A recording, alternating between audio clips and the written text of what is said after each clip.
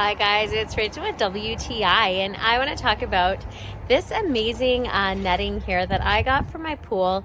So this is what I used for the winter. It is the winterized one. I was really impressed this winter with how my pool turned out. I love the fact that your snow can melt through it, so you're not constantly shoveling it off. I love that it keeps a lot of the dirt and leaves and everything, as you can see, outside of the bottom of the pool. It's going to keep it on top just from the meshing.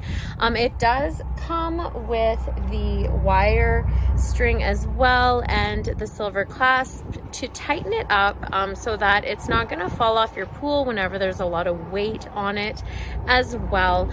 So my pool is a 27-foot pool, so this is the 28 because you always need that extra spacing just so it's going to go over the lip of your pool and fit perfectly for the whole winter.